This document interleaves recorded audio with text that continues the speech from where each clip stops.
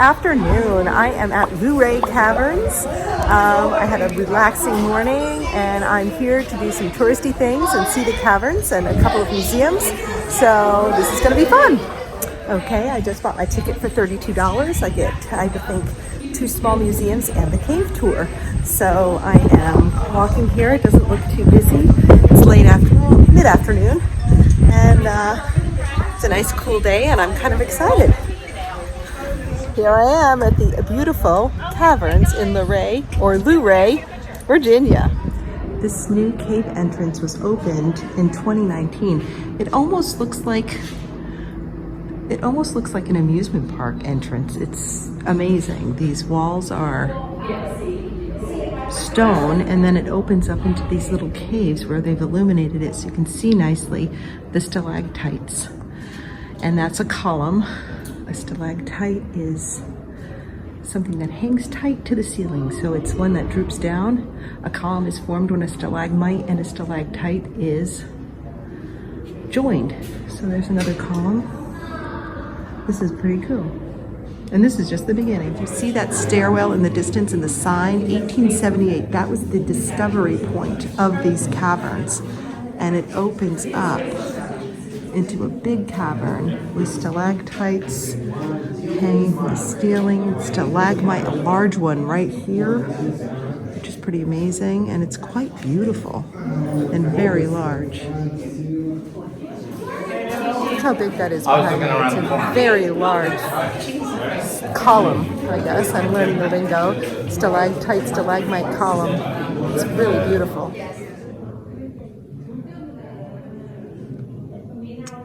So the walkway slowly goes down. Look at that column. They're unbelievably beautiful and ancient. Millions of years old.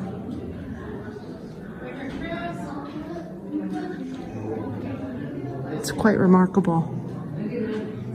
Like the one right there hanging from the ceiling is easily 15 feet long, to give you an idea of the magnitude.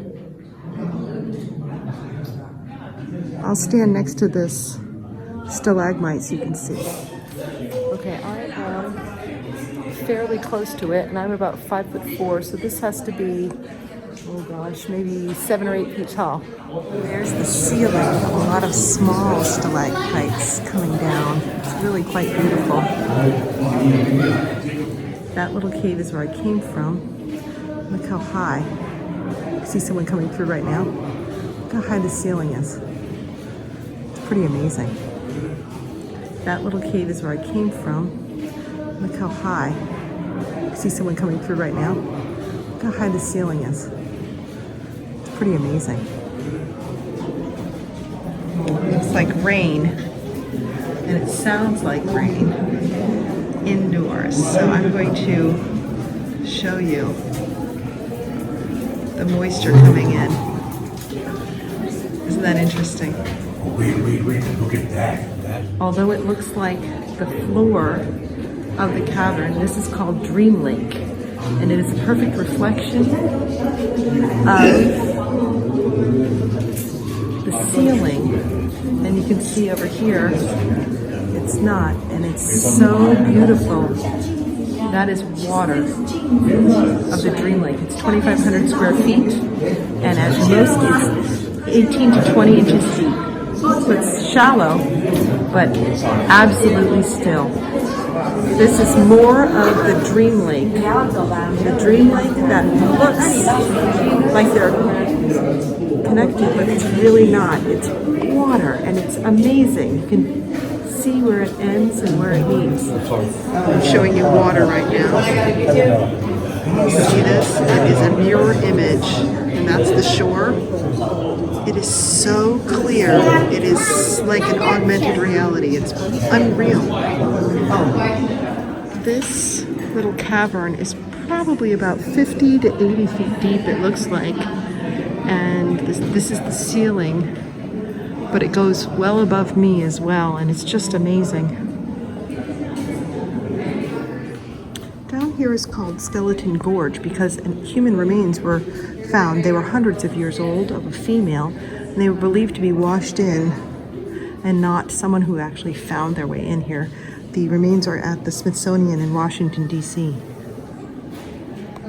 This is Persephone's column next to Pluto's ghost, the god of the underworld, because it's a cavern 80 feet deep. It's quite beautiful. To me, this looks like the surface of the moon. It's really quite amazing.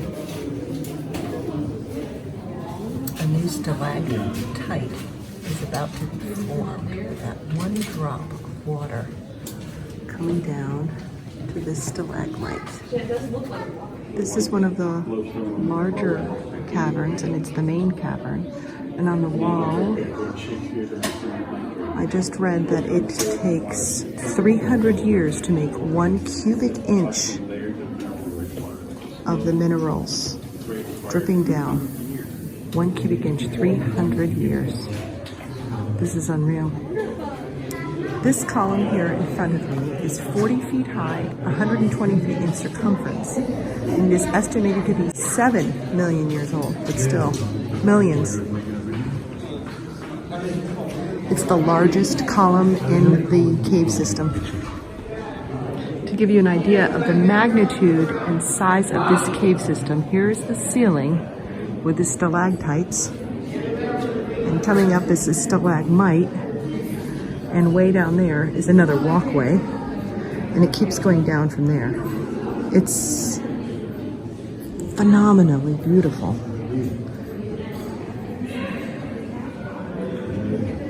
I love nature.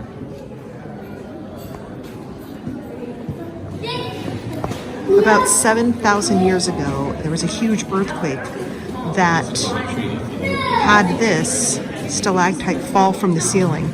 And it was so old, they figured out that it was about 7,000 years because of the stalactites coming off of it and figuring out how old it was and how long it had been there. So can you imagine the noise it made in this cavern when that fell?